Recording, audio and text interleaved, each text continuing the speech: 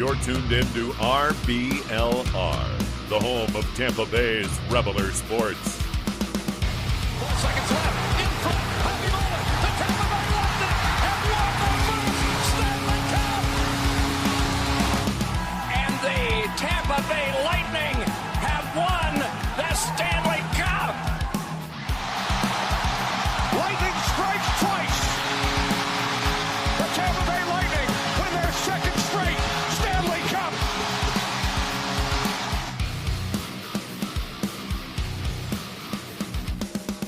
Hello, everybody, and welcome back to RBLR Lightning. As always, my name is Jake Ricker. Alongside me, it's Jose Mataro. It's Matt Gannon. Guys, welcome back to the show. Welcome to everybody who has joined us here live. We are thrilled to have you. And guys, the Lightning are no longer in last place. It's a Christmas miracle. They are starting to play some better hockey. We're going to get into it all here for you, recapping all the games. We got some news to talk about as well, some roster moves the Lightning are making. A lot of things are happening in the Tampa sports world right now. But first and foremost, before we get into all that, guys, how you doing today? Doing really well. I mean, there's so much to talk about in this episode, both with what happened on the ice, what's happening off the ice.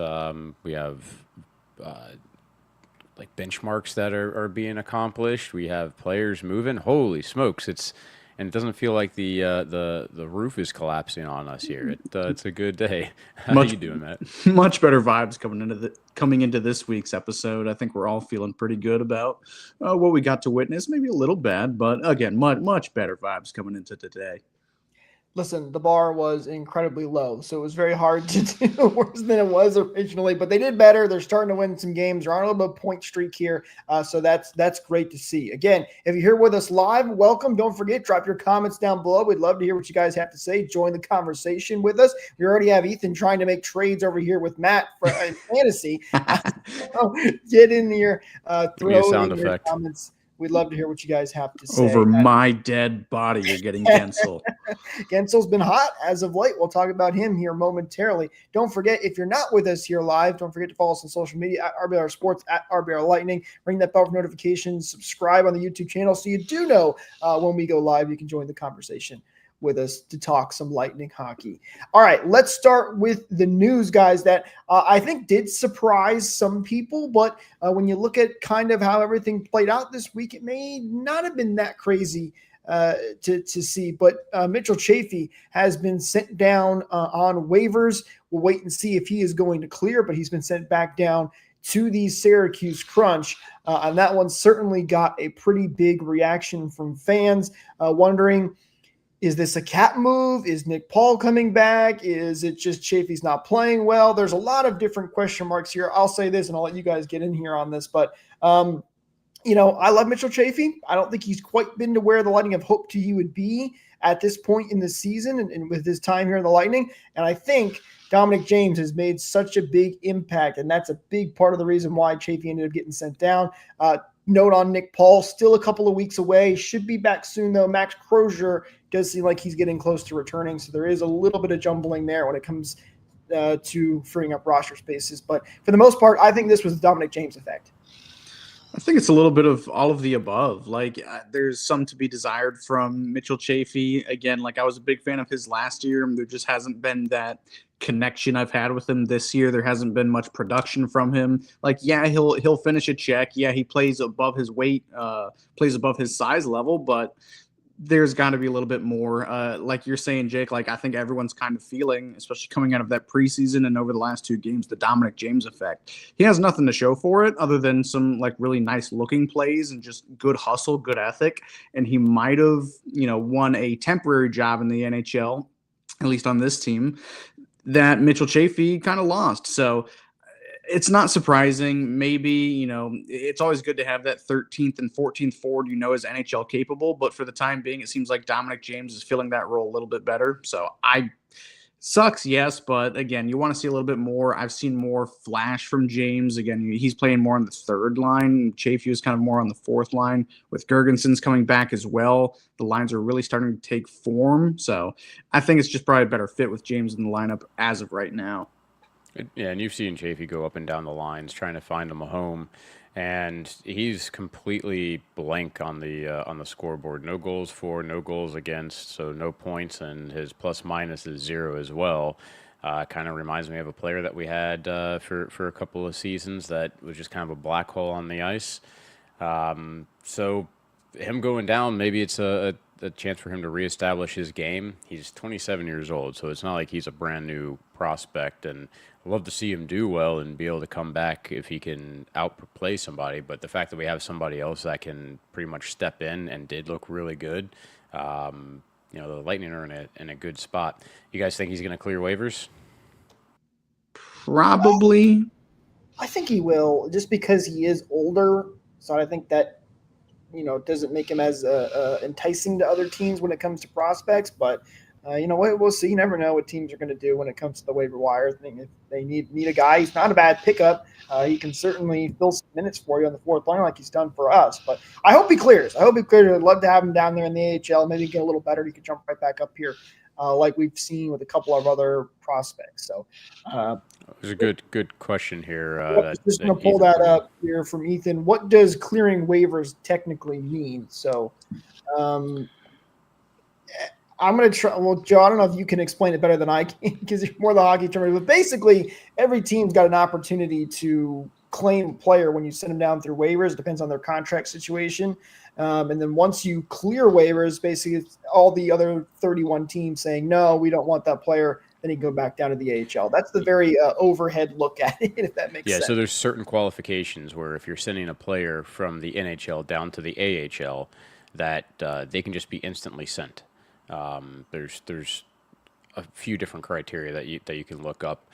For Chaffee, he doesn't meet the criteria to automatically go to the AHL. So part of the players' agreement that they broker is that a player gets placed on the waiver wire where any other professional team can pick him up for the NHL, but he has to play for that team. He can't just be then sent down to their AHL, or essentially he goes back on the waiver wire, and the process kind of starts again. I think the Lightning technically get him back if they try to put him down. If another team picks him up and they try to send him or put him back on the wire, it'd still be the Lightning's contract that gets it. But basically, it's a way to prevent players from being stored in the AHL for too long, give them more of a chance to play in the pro league, which is why it's always like a dangerous thing trying to send a guy down because you might lose him. Yeah, it's a good thing for the players. It was collectively bargained some years ago. It's just so they can keep their jobs in the NHL. Every player wants to be in the big leagues. You make 10 times what you do in the big leagues and what you do in the AHL, and it's just a much nicer lifestyle as well. And I think the way it's ordered too, it's like from waiver priority, it's worst to best. I think it's over a week-to-week or month-to-month scale as well. Yep. So the worst team will have first pickings, and it just depends what position you are in the standings when you claim that player. Didn't Seattle grab ABB for like 2 games or something? Yeah. They claimed him off the waiver wire when we sent him back down one time, and then I think they were going to send him to the AHL, so we got him back. He played for like, now we get it. It was a really weird time with ABB in the waiver wire. Quick question here from Lisa too: is he under a 2-way contract? Yes, he is. He signed a 2-year one-way contract. I apologize. Yeah. It was a 2-year one-way contract. Too many words. So he's not on a 2-way contract, but just a one-way. A 2-way contract, you'd be able to send them down to the AHL with nothing impeding that. It means that the contract is both AHL and an NHL contract.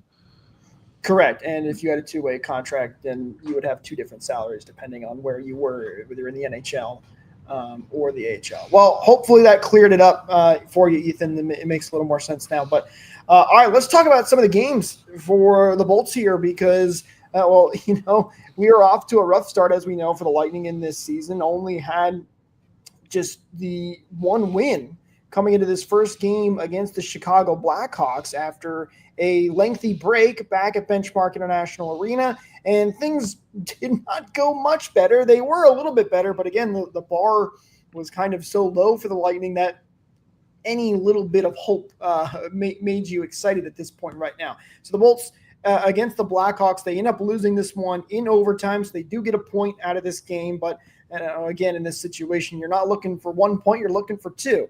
And the Lightning actually had to come back in this game. They tied it in the second period, but back and forth action, and then Chicago, who ends up tying it late in the third period, they win this game in overtime to give themselves a 3-2 lead. Jake, it was regulation. Yeah, it was like 2 minutes? No, that's like correct. Seconds. It was under I was a minute. confusing myself as I'm looking at this. I'm like, wait a minute, it doesn't say overtime. See, that's how bad things were, that I was pretending it was overtime and hoping it would have been. No, yes, I'm sorry. I stand corrected. 3-2 in regulation. The Lightning lost this game right at the end of the third period, and just a frustrating loss. I mean, there's quite a few frustrating things about it. I mean, let's start with some of the good. Through the first 2 periods, they got 11 shots in each of the first 2. So 22 shots after the first 2 periods, which is, I think, more of the total shots than they had in, if you combine, the previous 2 periods for the last 3 games. They were getting 6 and 4. I mean, they had nothing going. So they got off to a good start. Massive improvement when it came to face-offs. 60%, basically 61% face-off wins. That was really excellent. Still some pretty bad reads defensively, and a massive mistake by Kucherov, who, you want him to win you games. You also just don't want him to cost you a game. I mean, he figured in for 2 of the assists. Both goals that we had, he figured in on, but he also kind of figured in on majorly on the final goal with 50-some seconds left, and he absolutely had the opportunity to back check hard enough, get in that play, and force an overtime. So at least it was a step in the right direction. Yeah, and I don't want to pick on Kucherov too much because this week the good definitely outweighs the bad. But that game, we can pick on him for this game. Absolutely, because he put himself in a silly position to be in. I thought he was trying to finesse it a little too much at the blue line. It was kind of jammed up there with, I think it was Victor Hedman at the blue line or whoever the defenseman was, and he just kind of fumbled the puck for a odd man rush the other way. It was Moser. Okay. Mm-hmm. And he just kind of was trying to ride the blue line. I know you want to keep possession, keep it in the zone, especially late in the game, but he was trying to keep it in, trying to keep it onside. I feel like if he just brought it offside, outside the zone or something, make the safe play instead of trying to be the finesse guy and trying to do what Kucherov does best, making those impossible passes and dangling through a guy's feet. He's great at that, but in this case, yes, it did end up being the secondary assist on that goal or the primary assist on the game-winning goal in the worst way possible. It's not even keeping it in that I have the problem with. It's the lack of effort back-checking, where, he could have gotten in. Instead, he kind of, shrugged his shoulders or, hung his head on the play and didn't back-check. Well, it's Cooch. He does it when he wants to. And like you said, Joe, you started off with it. Let's talk about the good. There were vast improvements in this game. You would hope so against a, weaker team like Chicago. And they're definitely better than what they were last year as well. You got to give them credit for that. You got to give Spencer Knight, their goalie, credit for another just really good game as well. Finally, we got the shots and the shot volume on an opposing team's goalie for once, it seems, this year. Probably actually literally for once this year up until the last couple of games. So you got to give them credit where it's due. They played pretty well. The Lightning fixed some of the traits where, it was making us pull our hair out. The face-offs, the shot volume. There were improvements in that direction as well. But like you also said, there were some defensive lapses. Vasilevsky wasn't exactly on his best game. It was his first. I think that was his first regulation loss to Chicago in his career. Let's not talk about the finals way back when, but first regulation loss. So yes, there were improvements, but unfortunately, just another heartbreaking loss in the final minute. So I think that was the third in 6 or 7 games. Where you get the just backbreaking goal in the final minute of the game. We just lost five people watching. No, I think we gained 50. Oh, okay. 67. We lost 6 or 7 people there. Oh, jeez. Oh boy. All right. This was a frustrating loss because for me, there were some marked improvements, but at the time, before we had gotten into the next 2 games for the Bolts where they end up winning, again, you had lost another game. should have gotten a point. Not that the point really mattered at this point. You needed the wins, but you lose. And to a Chicago Blackhawks team that, let's face it, still has a long way to go in their process of the rebuild. They got a lot of great young players, and they're going to be a good team eventually. But that's a game you have to win. It's not, you were in this situation for the Bolts where you're looking at this saying, it's not time to just, okay, we're playing a little bit better. That's good. We're doing this better. No, let's go foot on the gas, start playing the hockey that we should be expecting. And they only did that for maybe a little bit of this game, which you can look at now saying, okay, that was good. They were getting better. We ended up getting the results. But at the time, just another terrible game from the Lightning overall. Yeah, but I mean that even just getting into getting a win is really important, but stealing a point there is equally as important. If we ended up getting that point, we'd be tied for fourth in the division. So oh yeah, but they couldn't even do that. I'm just saying, even that 1 point that really matters. Even if you're not trying to end the game with a minute left, going for a hard win, you just can't lose it when you're that late in the game. Should mention, too, power play was 0 for 4 in this game, which isn't great. Matt, by the way, I think you're muted. Yes, I was. And if you look at the Avalanche right now, they're 5-5, but I think they're atop of the Western Conference right now, or at least their division, because they have 4 overtime losses as well. I mean, that extra point is pretty crucial. Like, you couldn't even force it to overtime. You just had to make that blunder at the very end. There was a stat. It's not true at this point anymore. I don't remember exactly what it was, but it's about the San Jose Sharks, who had lost, I think they were 1 or 1-4 or something like that. They lost a lot of games in overtime. And somebody put out the stat that if they would lose basically every game in overtime and kept that pace up, only had 2 regulation losses, they could still make the playoffs, which is obviously crazy. But it was pretty funny to think about that. Hey, technically you keep losing in overtime, you would have enough points to sneak into a playoff spot. So you're right. It is very important, but the Lightning couldn't even do that. And they lost that game to the Blackhawks in those final seconds you talked about. But again, there were marked improvements and things did get better. You look at this game against the Anaheim Ducks, the Lightning come away with a win by a final score of 4-3. And things looked really good for the Bolts heading in after the second period. They're up in this game 3-1. Then the Ducks start to come back, and you get a little back and forth action. The Ducks ended up tying at one point, but the Lightning do get a late goal from Anthony Cirelli to win it on the power play, and they end up going home with the 2 points. Don't even need to go overtime this time. So, again, the frustration with the Ducks getting back into this game, and when you thought the Lightning might have locked it down, but they come away with the win, and they get the 2 points. So, I think a lot of Lightning fans could take a sigh of relief when you finally got that second win, which, by the way, comes at the hands of Jonas Johansson. Vasilevsky still was at this point without a win, and Johansson with 2. So that's a crazy stat to think about as well. I mean, even still at this point in the season, Johansson has twice as many wins as Vasilevsky. So, no, I mean, what thought? This game was, a little bit like that Blackhawks game, where, there's a lot of noticeable improvements. You're playing the right way, but at the same time, you relent a little bit. And there's some things that also make you want to pull your hair out. And I'm going to work from the end of the game backwards, I guess. I do have to give the Lightning major credit in the final 2.5 or 4 minutes of the game, pretty much from whenever Cirelli scored that power play goal, who he's been on fire offensively. Joe, I know you had a bone to pick with him last week on his defensive game, which still, we'll need a little bit of work. But if he's leading the team in goals right now, not much I can complain about. But once they got that goal from Cirelli, they kept their foot on the gas. That was one of the best I've seen them close out a game in a long, long time.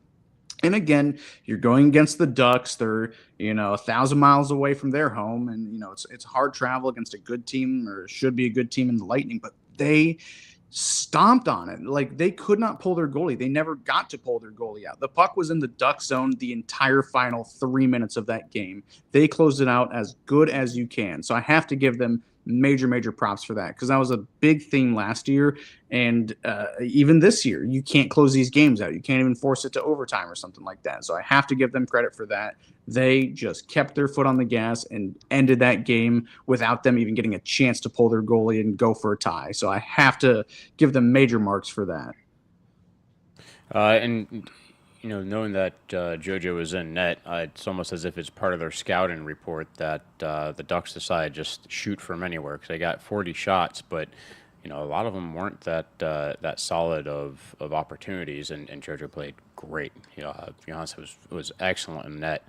Earning that 2 wins on his games is really big for him as a backup goalie too. You start to build a little bit of confidence there, and you don't get that many starts, which I do kind of want to mention real quick. Like, how crazy is it that basically you have a back-to-back for 3 consecutive weeks? Like, that scheduling has just been a little bit rough too.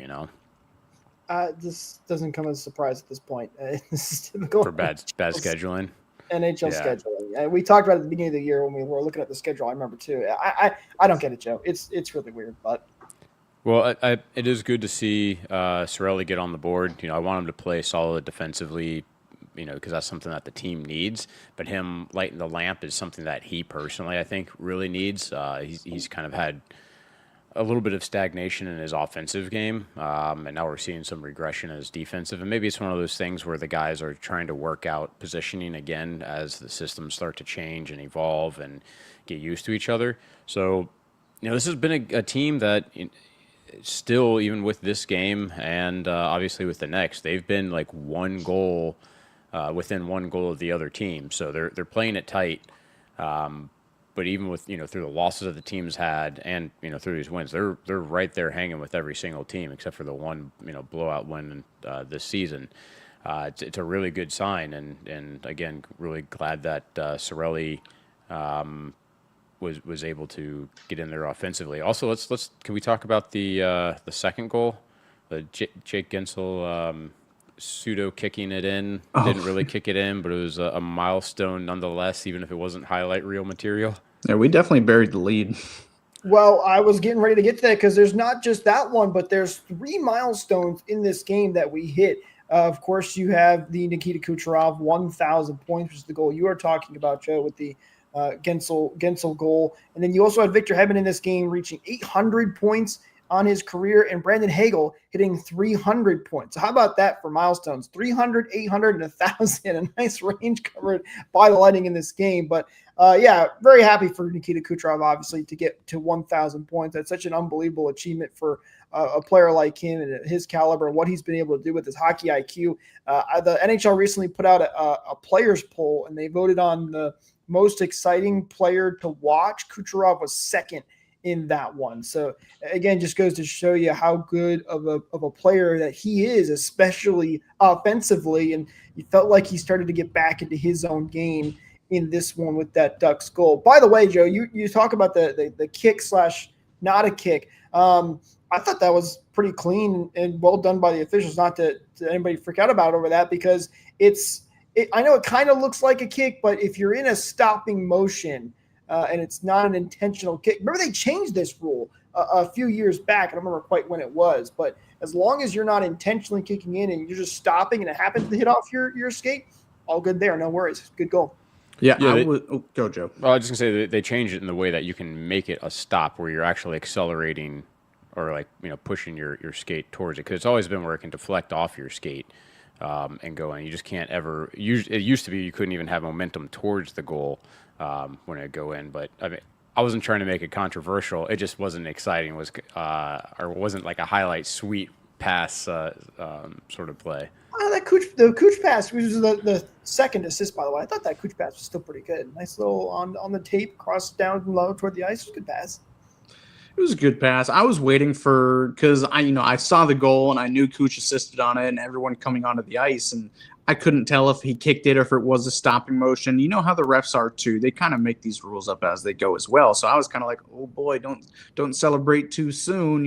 This could be under review. It could get called back, but how awkward would that have been? It'd have been terrible. I think that happened with something last year too. I can't quite remember what it was. Or it was McKinnon. It was his 1,000th point, his goal or assist or something. It got called back. The team had to, okay, well, let's get back onto the bench. And this just proves again why Nikita Kucherov is so much better than Nathan McKinnon.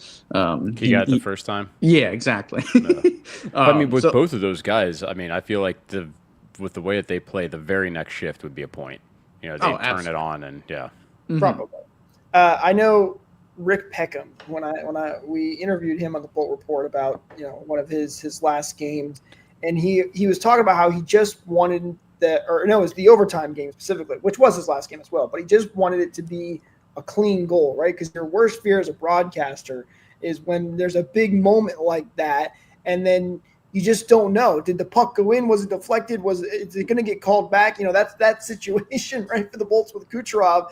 You don't know. It's such a big milestone, but it's like, was it kicked in? Luckily, it wasn't. No worries there. Got the celebration on, which was cool, by the way, that they all came out for Kucherov after that that milestone. I actually was watching that at a bar, and I had it muted. I didn't realize Kucherov had the assist, and then I saw all the players piling out onto the ice. I'm like, what are they doing? Oh, Kucherov got the assist. Okay, that makes more sense now. Jake, side note here, I just want to say that Rick Peckham call, that overtime goal against Columbus, one of his greatest calls of all time. It was just peak. So good. Damn, that sucks. Was anybody else at the bar like watching the game like with you? Was anybody else hyped? I was in Gainesville actually for this, visiting my sister, so there were not a lot of Lightning fans around me. No. Oh shoot. Okay. My dog was excited. Trust me, we were excited for Kucherov when he got that point, but a little bit of a roller coaster for the Bolts in this game, and the fact that they looked really good to start, and then things fell off a little bit, but they got the control and they ended up getting the win, and it was a much needed one to get their second win of the season. Then they would play one more, another back-to-back game, this time against the Vegas Golden Knights, who are also coming off a back-to-back as well, should be mentioned. Vasilevsky back in net, and this game, another weird one kind of, guys, where, for me personally, I think the Lightning played their best game we've seen this season. Again, bar's a little low, but by far, overall offense, hustle, defense, goaltending, whatever you want to say, this was by far one of their best games. They win this one in overtime by 1 goal. This was a grind, and they had to really battle. Credit to the Vegas Golden Knights backup netminder, who I'm going to pull up his name real quick, but Carl Lindbaum. Thank you, Matt. He was really good. Give him a lot of credit in this game, but this was a battle for the Bolts. They had 2 disallowed goals in this game, but they come with the win, so that was massive. Yeah, go Joe. I mean, didn't they have 2 called back? Yes. 2 goals called back on that. So I mean, I don't know if I was aware or even really thought about the fact that if the ref gets hit with a puck and then it goes directly in, that it's not a goal. Because I swear that could have happened a few times off, like basically in the corner, not just like in middle ice, where I've seen it happen. Yeah. It would have been nice to pad Littleberg's stats a little bit so people would stop complaining. But the other offsides, I completely agree that Kucherov lost possession of it. He had to look back to where that puck was. It just kind of sucks because that was such a pretty play. Kucherov knew it as soon as it happened. I mean, yeah, he definitely didn't have possession as he was entering. If you're looking back and it kind of goes under your blade. It was a good review. But I mean, they played really well when it came to like a complete game overall. That put that goal back on the board. It makes a difference. And 13 shots first period, 11 in the second. It's a way to get a nice jump on the team. They only had 3 in the third, which considering that there wasn't any goals scored in the third, and it wasn't like I didn't feel like in the third period they were getting completely dominated. It also could be one of those things that could be considered a little bit, in this case, smart to not just give away puck possession. Yeah, and by far the best game the Lightning have played so far. And I was kind of terrified coming into this game because, first of all, Vegas, they've been a pretty good team so far this season. Eichel and Marner and Mark Stone, he's injured now. They've been putting up a lot of goals, a lot of points together. So, injured. Yeah, right. I can't pull it up. Can't do this LTIR glitch this time, but I was scared coming into this game because the night before they got shut out by the Florida Panthers and they had a pretty anemic performance. I think they finished with a similar amount of shots on goal, less than 20 or something. Bob had a really, really easy night. And so I was like, okay, what are the odds that happens again? They're probably going to come out pissed off. They're going to come out swinging and really just firing everything on net. And no, I think the Lightning did a really good job. Again, I'm not sure if it's close to 1,000-mile difference or something. They came in tired or hungover, whatever it was, going to some of the Tampa bars or Florida bars, whatever it might be. the Lightning played really good. I don't know if Vegas played really bad or if it was just a little bit of both, but you got to give the Lightning credit of just a good defensive performance and a good offensive performance. Despite you only having 2 official goals on the board, one coming in extra time, I still think they controlled the majority of the play for most of this game. I don't know how many shots Vegas had in that third period. Like you said, Joe, we only had 3. But regardless, it didn't feel like they had much presence in that third period or much of the rest of the game at all. The one goal comes off of an odd man rush. It was a goal that beat Vazzy clean. You'd kind of like to have that one back if you're him. But if you can keep a team to 1 goal, you'll win a lot of games that way too. So what could have been a shutout, maybe should have been a shutout, ended up as an overtime win for the Lightning. Easily their best game. Everybody was forechecking. The defense was solid. Couple tiny breakdowns like that 1 goal against, but you're not going to complain too much about it.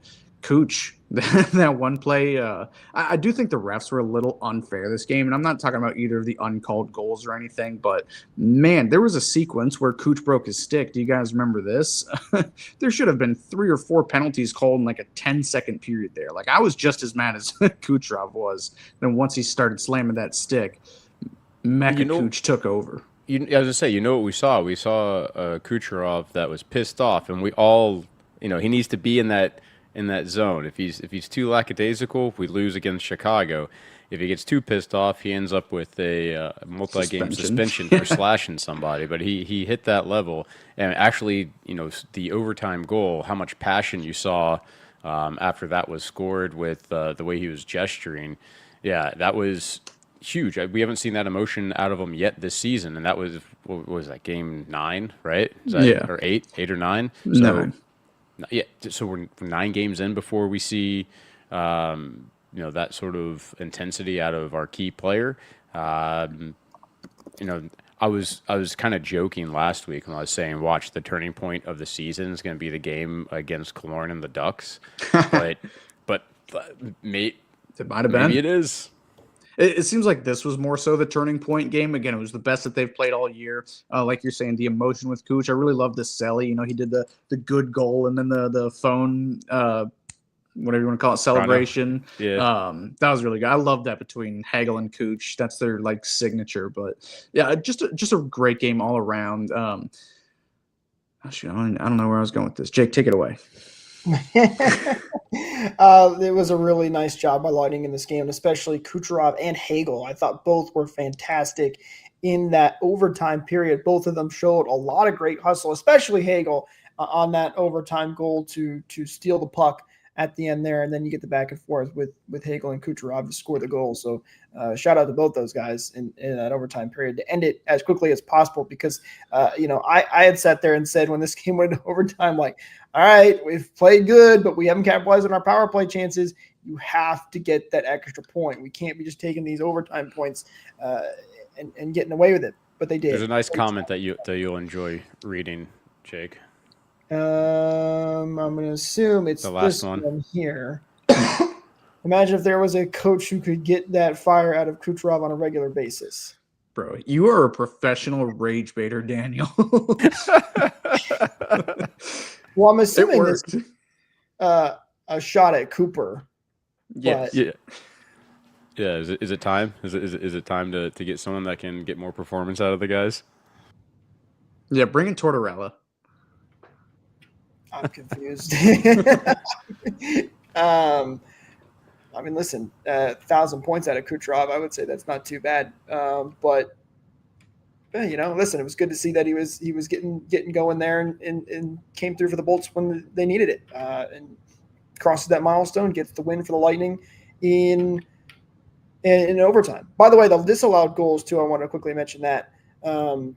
Right call on the one that Cooch lost the possession. You could see him shaking his head when they were reviewing that. He kind of knew it. And then the Lilleberg one was hilarious because it was the Lilleberg and it going off the official and into the net, which, by the way, I didn't know that, like you were saying, Joe, that's the correct call. If it goes in off of the boards or whatever, player, it's a goal. But if it's off the official and directly in, it does not count. I believe this also happened to the Avalanche at one point where they had it where it went off of the official and then off of the goaltender and in the net, and that was still not disallowed because if it goes off the official and then goes in the net, it's not a goal unless someone picks it up and then shoots it. So, which I didn't know about, but that was the correct ruling. So. Yeah, I was just say Daniel had a comment. If it is touch, it counts. If it goes in clean off of a ref, it's waved off. Yes, well, it's got to be touched by like a stick or something. Like it can't hit a ref and then hit a goaltender and then go in. At least that's what happened in the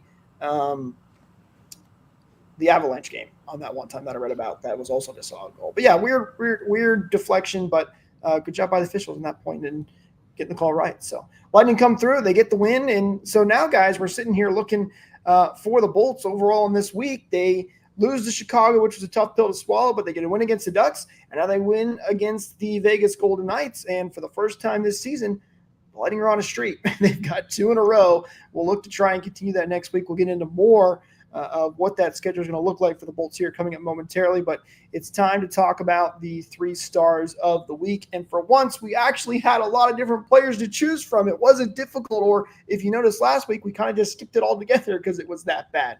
But we get to pick 3 stars this week, and I'm pretty happy with the way this list turned out. Let's get into it, guys. Starting with our number 3 star of the week, it's going to a defenseman, arguably who might be the best defenseman on the Lightning, right there up in neck and neck with Ryan McDonagh, but it's going to J.J. Moser, who comes away with 3 points this week and was a +3. So fantastic stuff for him. Guys, he gets the 3rd star of the week. Did he have points this week? Or were we just sorry. It was just a +3, no just points. Just a +3, yeah. I mean, and he was a +3 in that Anaheim game, +1 in Vegas. He's been solid.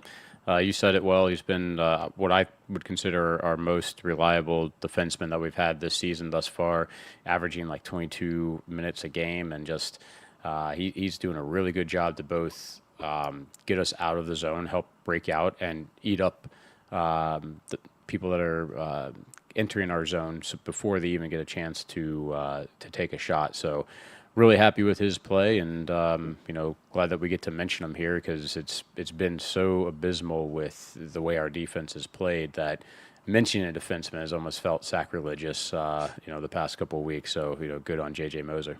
Yeah, kudos to him. He's been noticeable in the best way possible, even without putting up any points or anything. He's just been rock solid steady on the blue line. Like you said, Joe, breaking it out of the zone. He's not afraid to jump up in the offensive zone either. Didn't see a whole lot of that this week, but he's just a versatile defenseman. He's not going to put up, 60 points or anything like that, but he's got a good shot. He's got a good pass and good vision, and he's just playing solid defensively. He made like one kind of silly play. I think it was in the Anaheim game that ended up leading to like nothing. And like, that's the only critique I can say about him in 3 total games. That's pretty darn good. So I'm glad to see he's just a completely different player from when he came back from injury last year, when he was a completely different player in the worst way. Now he's just looking like, prime Ryan McDonagh out there. He was fantastic, and to have that great defense is much needed for the Lightning right now with the way things have gone. Quick comment here from Daniel. What a sneaky ad he was in the Sergachev deal. He's looking like the number 1 D-man on a discounted contract. Yeah, right now he is looking like a very good player for the Bolts, and coming in that deal with Sergachev. Fantastic job by JBB once again to be able to find a gap, even though Lightning fans, I'm sure, very much miss Sergachev, who's playing very good hockey right now with the Mammoth. They're still in first place. I think they're second in the league, right behind the Devils. They're on a seven game win streak or something like that. And Sergachev, he's had a really good week too after a pretty slow start. And, he's a guy that I'll cheer for unconditionally too. Oh, yeah, no question. But a big shout out to J.J. Moser. He gets the 3rd star of the week. All right, let's go to star number 2. It's my favorite guy, finally back on the list. He was having a rough start to the season. Who wasn't? But Hagel specifically very frustrated. But this week really comes through. Brandon Hagel is the number 2 star of the week. Finally. Hagel has come back. Big goals, big plays. Like you could see the weight come off his shoulders when he got that rebound goal. That was huge for him, amazingly huge, and huge for the team. He has that passion most games, and to see him get rewarded for it is great because he's going to keep bringing it. Yeah, even in the early games in the season, like you could tell he was still trying, but he didn't quite look himself. Like he was probably coming off of not a concussion, but a head injury from those dirty Florida Panthers. So he might just not have been himself. he couldn't buy a goal. He was hitting posts. He was getting unlucky or just like whiffing on shots. He looks completely different over the last, even before this week, he looks completely different. So good on him. I'm glad he finally got that monkey off his back. I think Brian Engblom or not Rick Peckham, Dave Randorf. You got Rick Peckham in my head, Jake. I miss him. I think he literally said it. You could see the monkey come off his back. And yeah, it was only 8 games into the season or something like that, but you're coming off 35 goals and 90 points. You expect a little bit more, so I'm glad, and it just kept following him as well. So good for Brandon Hagel. He really did, and the hustle was the big part for me. You could see him flying up and down. He was doing that, he's always been doing that, but you could really tell, and things were working for him, finally starting to click. So that was a big part of Brandon Hagel's game this week. But he was great, finishing the week 2 as well with a goal, 3 assists, 4 points, and was a +3. And I know that he wasn't the one that scored the overtime winner in that Vegas game, but he might as well have been. Like, he got that puck free from the whoever the Vegas player was. Like, he had a really good, strong defensive play in the neutral zone, and he got that puck free and got it to Kucherov, got it back to Hagel, and back to Kucherov for the game winner. He essentially won that overtime for the Bolts. Kucherov and Hagel were both fantastic in that overtime. Kucherov actually back-checked in that overtime. Yeah. What happens. And then Hagel stole the puck, like you said, and then you get at that beautiful overtime goal. By the way, great call by Dave Randorf on that one as well. Oh, yeah. So for talking about broadcasters in this episode, thought I would throw that in there as well. A couple of honorable mentions go to Jake Gensel, 3 goals, 1 assist, 4 points, and was a +3. He had another fantastic week. Anthony Cirelli, 2 goals and 1 assist for 3 points. He was very good. Hedman was the +3, and of course, hitting that milestone. Lots of great guys that really stepped up, but how could we not put this guy at the number 1 spot? What was it last year? It was his 3 stars because he was on here every single time. He's back. It's Nikita Kucherov who gets the number 1 star of the week. And yes, it was a little frustrating. We talked about that Chicago game where he made that really bad play that essentially cost the Bolts the game and didn't get into overtime. But boy, did he make up for it. He played some fantastic hockey, gets the milestone at 1,000 points. And then, as mentioned there in the Vegas game, really came through, scored the game-winning goal. He gave up the 1 goal, which is obviously something that we discussed, but he also was a good assist on 2 others. He put a puck right on McDonough's tape. Like a cross ice for a one-timer. That was just such a pretty pass in that Chicago game, and he's starting to really come into some action here. Let me see if I have real quick what he was for the. What'd you say he was? He got 5 points in these 3 games. Correct. 1 goal, 4 assists for 5 points, and was even on the plus-minus cap. Yeah, so let's just chalk up the first little stanza of games here as maybe he was sick. Same thing for half the team if they continue to produce. And he literally was sick. Yeah, he missed 2 games. Mm-hmm. This team kind of lives and dies by their top players, and Kucherov performing is like the lifeblood of this team. So getting number 1,000, congrats to him, and couldn't come at a better time to help pull the team out of a slump.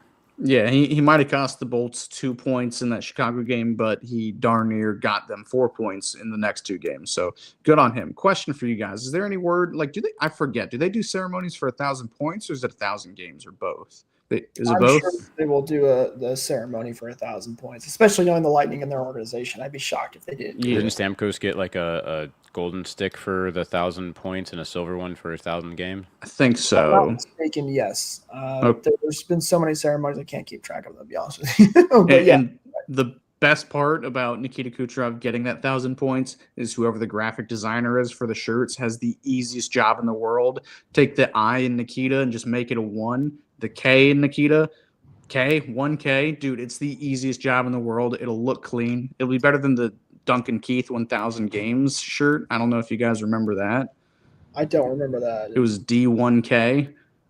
Not that great of a design, if you ask me. So it kind of, yeah.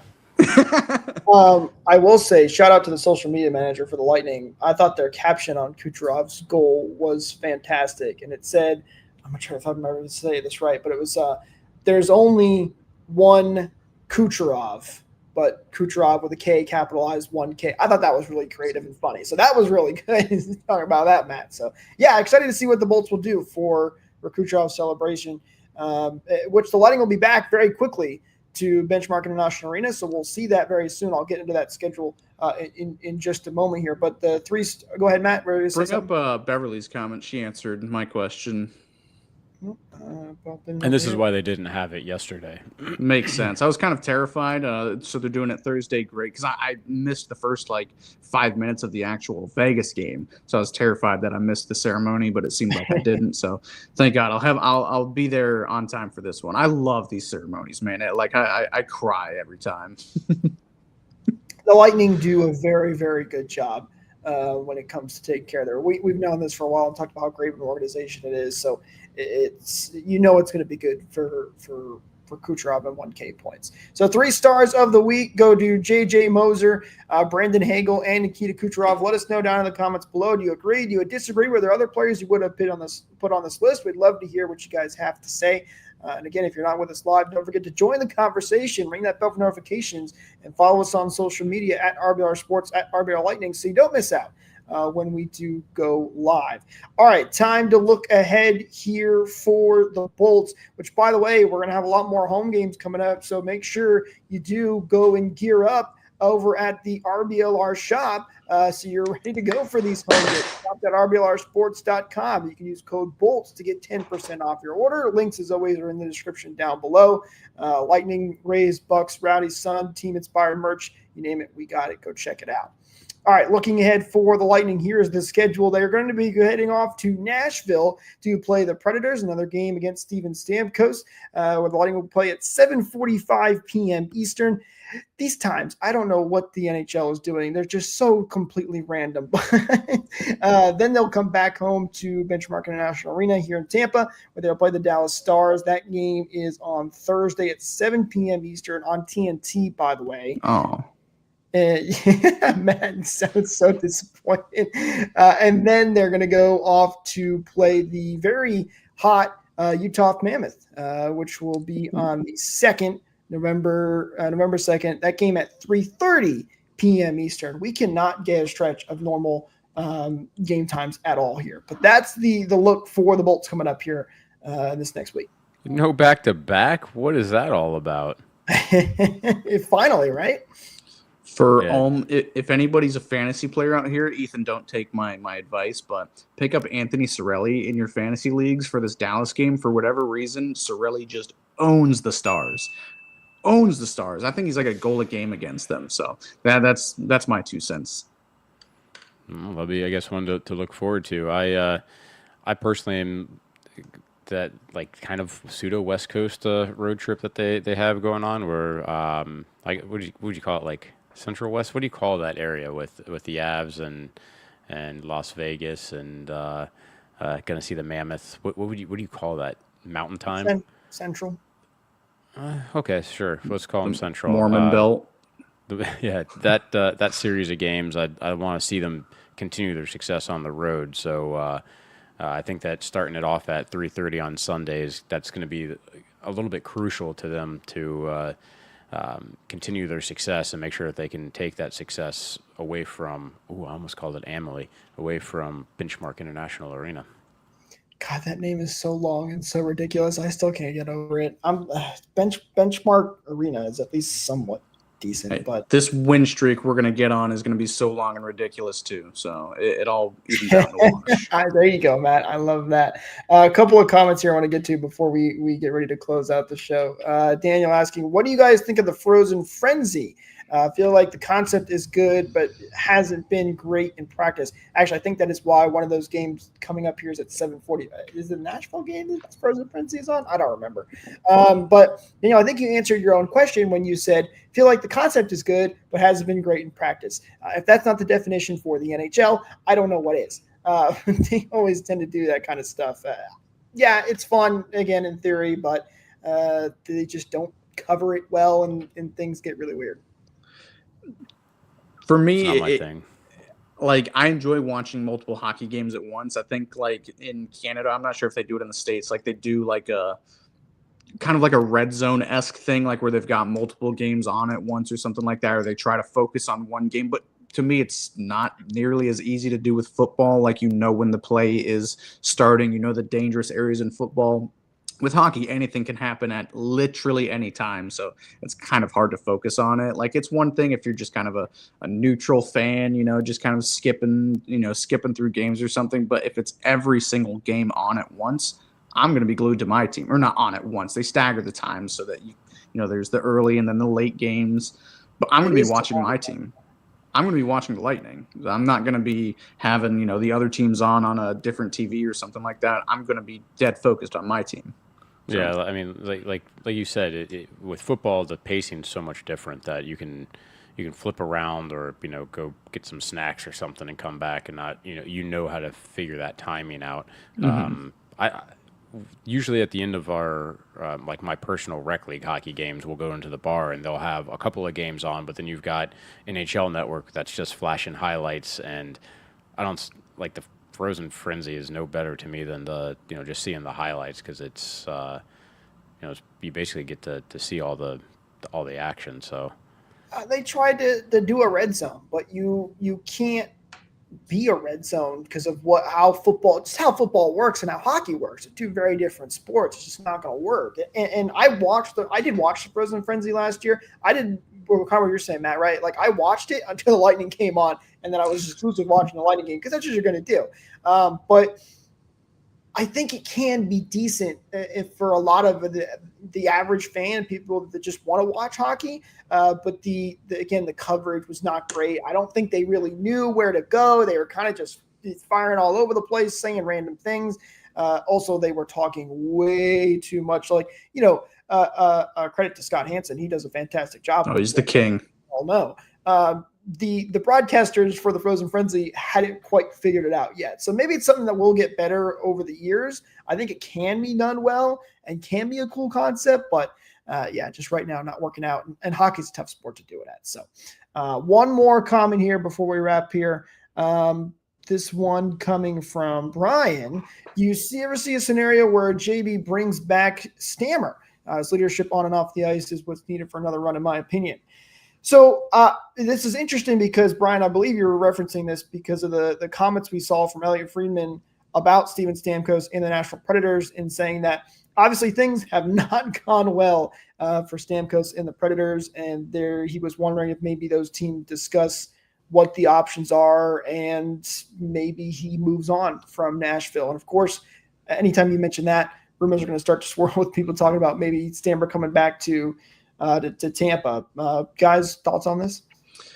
I'd shut it down so much more quickly if JBB wasn't the king of let's get the band back together, reacquiring McDonough, Yanni Gord, Bogosian, even, you got him twice. Am I missing anybody? I have to start putting a ding every time you mention Bogo. Oh man, it'll be an hour's worth of dings. But at least it's relevant to this conversation, unlike 99% of the time. He's the king of getting the band back together. So I wouldn't put it past him, but it would need to be like double retention, which I don't even think is like allowed anymore. Or maybe next year I think they're getting rid of it. So I don't want one him of those at $8 ones million. that come in next after the next one, right? So you can still have a third team retain some. I would have said, until these two games, and it's still a small sample size, yada, yada, yada, I probably underestimated what his leadership meant in the locker room, because seeing so many guys not on their game, not on their hustle. But we've seen that also with him being the captain, too. So in the end, I think JBB was right about his, not signing Stamkos, because you can see his production is in the toilet. But unless it was literally more than half retained somehow, what's he gonna do? Like, he's gonna ride Pine. You can't fit him into the first two lines. He's not a top six, and so you're gonna have him play like a grinding role on the third, just to allow him to be a power play specialist. I guess if you can have other guys on the ice that only get 6 minutes or so of ice time. It might make sense just to be able to throw him out there for the power play, but it's got to be for pennies. And you want your third and fourth line, and he's not going to be playing fourth line, but you want your third and second line to be at least semi or, above average defensively responsible. So, and, we were having these gripes when Stamkos was still here, is that his turnovers. His defense just is not up to par. Like, there were a lot of goals that came right off of his backhand passes, which still kind of haunt me to this day. Like, I just don't see that becoming a thing unless he can just really transition his game to be like Corey Perry, where, you're an elite goal scorer for, 90% of your career, and then you're just kind of hanging on to, being a pest and being a grinder type of guy. But that's not what Stamkos was. Perry was a little bit of that, and God, I miss Perry. I'd have him back on this team. But I just don't see Stamkos doing that unless they want to bring him back for, like you said, Joe pennies. Like, even half of what he's making right now just doesn't seem worth it to me. He's making $8 million. He is making a lot of money. I'm never going to say no to Steven Stamkos returning to Tampa Bay. You guys know that. I love Steven Stamkos. And I'm glad, Brian, that you brought up the leadership aspect, because that was the biggest thing that I kind of hounded on when he had originally left the team. But obviously things are not going well for him, which is a bummer. I wish he was succeeding in Nashville. I hate to see it, the way things have gone. Only the 2 points is a -4 right now. Actually, Matt, it's funny you mentioned the defense. I saw one of those advanced analytic cards, which doesn't mean everything, but his defense had actually gotten a tad better, and it's offense that has really taken it, which is, and if someone asked to see Gensel's card in comparison, and Gensel's offense was fantastic. His defense was really bad. That was more of just a microcosm of this year right now, because everybody's been really bad on Lightning defensively. That will hopefully eventually change and they continue to get better, but just thought that was kind of funny. So. And also to everyone watching, make sure when you see those cards, those aren't everything. Kind of like the plus minus can be a very deceiving stat. Same thing with those sort of cards. Even those summaries that show how individuals have played throughout the course of a game, like showing the entire team. Because one of the things they do on that one is the plus minus is like literally everything when it comes to playing defense. So if you just jumped over the boards and get scored on, all of a sudden you're going to be skewed hard to being a defensive liability. So like just for our guys watching, analyze the plays and who everyone's supposed to be covering, start to learn how to figure out those things without relying on the stats, and you'll start to see the game a little bit differently and start to see how some of those arguments being made, and this isn't just about Lilleberg. This is going into other seasons, going back to like Blashill, for instance. How some of the arguments being made don't quite hold water when you actually look at the play. They're definitely a overall look, 2,000-foot view kind of tool, right? That they can be useful, but they don't tell you the whole story, just like you said, Joe. But we'll see what happens when it comes to Steven Stamkos and where he ends up. I'm never going to say no to him returning to Tampa Bay. I would personally love it, but I as you guys kind of hit it on the head there, I don't think it's going to happen. It would have to be for super cheap, and the only way I see him returning is after his contract is over and he can sign a super cheap deal if he really wanted to do that, or just signs a one-day contract. So that's the situation with Steven Stamkos. Guys, I think that's going to do it for us in this episode as my computer starts to ring. Look at that perfect timing. I got one quick little comment. That's Matt, that if we Joe, would have... I think you're muted. You're going to say something?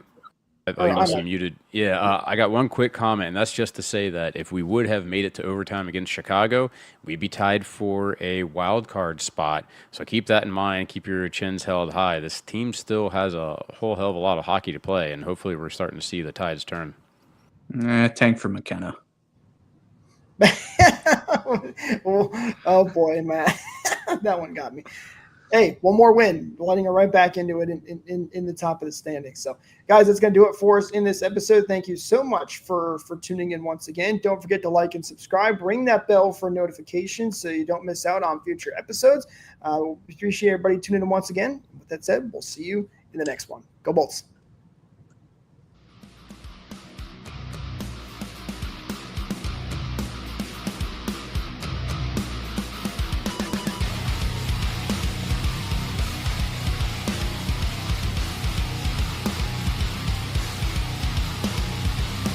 Thank you for tuning into this presentation by RBLR Sports. On your way out of the stadium, please remember to like and subscribe.